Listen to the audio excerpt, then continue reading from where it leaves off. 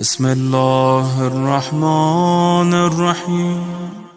عزاداران محترم، ہمیں یہ دیکھنا ہے کہ کربلا میں کون سے ایسے عوامل تھے کہ جس کی وجہ سے زمانے کا ولی تنہا رہ جاتا ہے۔ وہ ایک زمانے کا ولی ہے، اللہ کی حجت ہے کائنات پر۔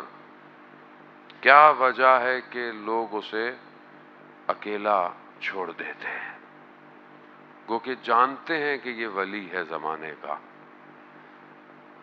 ہمیں بھی اپنے زمانے کے ولی کے ساتھ اپنا محاسبہ کرنا ہے کہ ہمارے زمانے کا ولی کیوں تنہا ہے۔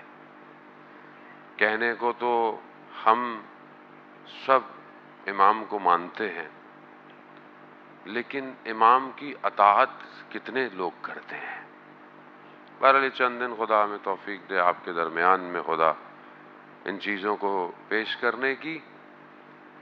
پروردگار قرآن میں جہاں مختلف قصوں کو بیان کر رہا ہے، وہیں پر حضرت موسیٰ کا قصہ بہت زیادہ ہے۔ بنی اسرائیل کے واقعات قرآن تکرار کر رہا ہے۔ ہر قصے سے ایک خاص عبرت ہے، ایک خاص خدا جو ہے وہ اس سے ہمیں کچھ سکھانا چاہتا ہے۔ حضرت موسیٰ نکلتے ہیں اور دیکھتے ہیں کہ ایک شخص ہے جو کسی سے لڑ رہا ہے۔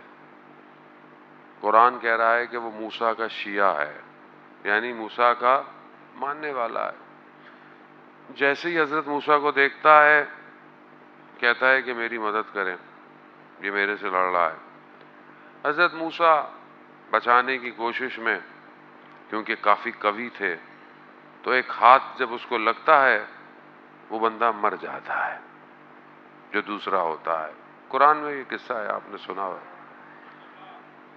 کیونکہ ہم لوگوں نے قرآن ثواب کے لیے پڑھتے ہیں، اس لیے ہم لوگوں کو بہت سارے قصے یاد نہیں رہتے۔ چلیں اچھی بات ہے، اگر ثواب کے لیے بھی پڑھ رہے ہیں تو پڑھتے تو ہیں کم از کم۔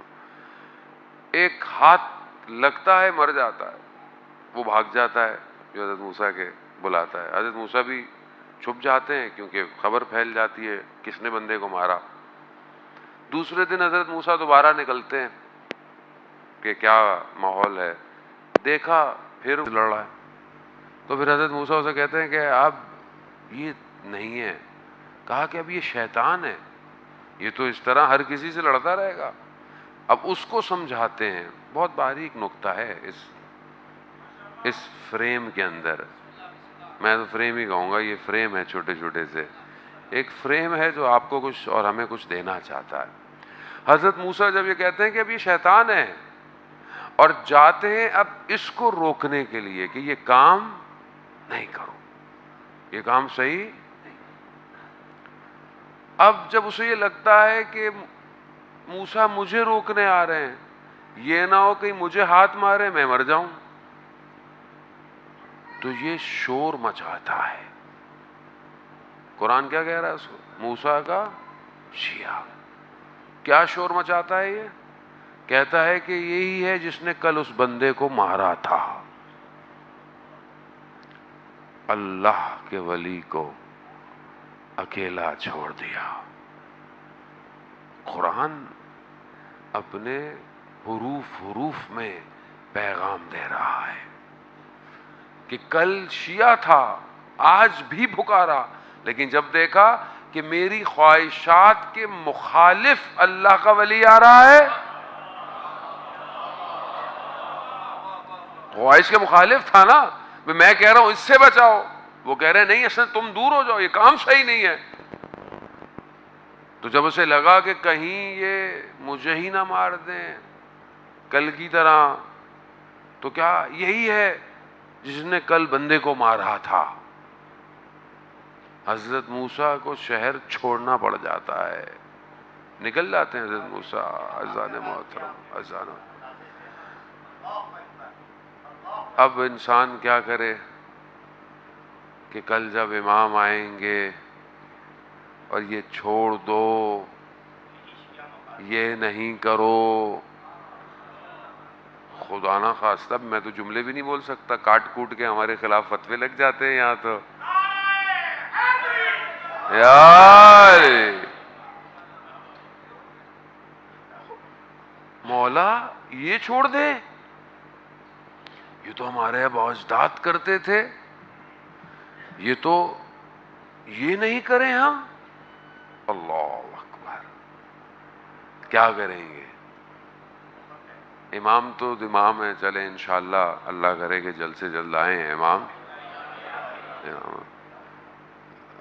ابھی کوئی ایک عالم، ایک مجتہد کوئی بات کہہ دیتا ہے تو ہم کہتے ہیں بھائی چھوڑو، نہیں ان کو کیا پتا دین کا، ہم تو ویسے بھی امام زمانہ کی تقلید کرتے ہیں، اور جب امام بولیں گے تو پھر کسی تقلید کریں گے۔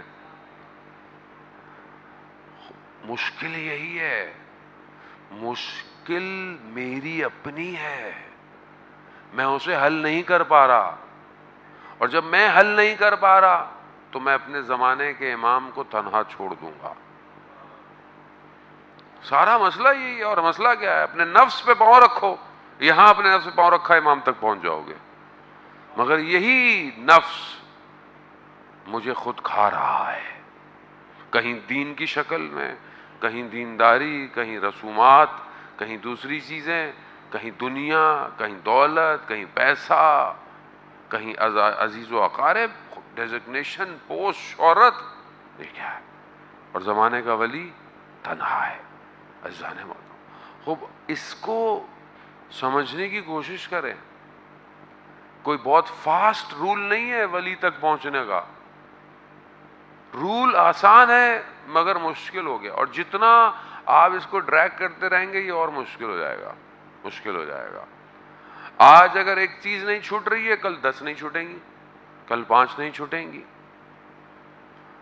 اور امام بھی اس جگہ پر آ کر ہاتھ رکھے گا جو ہماری خواہشات ہوں گی۔